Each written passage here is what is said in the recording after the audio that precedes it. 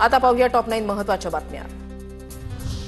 महाराष्ट्र आणि तेलंगणा सीमावर्ती भागामधील 14 गावांचा प्रश्न सुटणार, गावं महाराष्ट्रामध्ये सामील करून घेण्याचे मुख्यमंत्री फडणवीसांचे निर्देश। ठांगूर बाबाच्या 300 कोटींच्या बेनामी मालमत्तेवर ईडीची कारवाई, पुण्यामधील मावळमध्ये 200 कोटी रुपयांची जमीन, जबरदस्ती हिंदू मुलींच्या धर्मांतर प्रकरणी चर्चेत। बॉम्बे स्टॉक एक्सचेंज पाठोपाठ आता नॅशनल स्टॉक एक्सचेंजला देखील बॉम्ब न उडवण्याच्या धमकीचा मेल, पिनराई विजयन नावाच्या ईमेल आयडीवरून धमकीचा मेल, पीकेसी पोलिसात गुन्हा दाखल।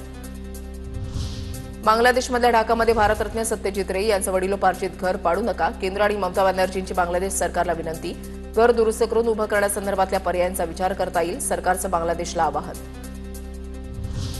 ईपीएफओकडून पीएफ काढण्याच्या नियमांमध्ये बदल, पीएफ खात्यामधून 90% रक्कम काढता येणार, घर घेणाऱ्यांसाठी मोठा दिलासा।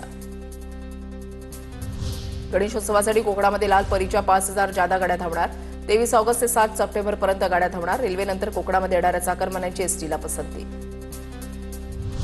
गणपतीसाठी शिवसेनेकडून मोफत बस सेवा, मुंबई उपनगर, ठाणे, कल्याण, नवी मुंबई आणि पनवेलहून सोडणार 5000 गाड्या। पुण्यामध्ये 4 ते 5 दिवसांमध्ये 16 हरणांचा दुर्दैवी मृत्यू, कात्रजच्या राजीव गांधी प्राणी संग्रहालयामधील घटना, हरणांच्या मृत्यूचं कारण अस्पष्ट। इटालियन फॅशन ब्रँड प्राडाला मुंबई हायकोर्टाचा दिलासा, नुकसान भरपाई मागत दाखल केलेली याचिका हायकोर्टानं फेटाळली, भारतीय पारंपरिक डिझाईनचं संरक्षण आणि आंतरराष्ट्रीय कंपन्यांना भौगोलिक संकेत उत्पादनांचं उल्लंघन करण्यापासून रोखण्याची याचिकेतून होती मागणी।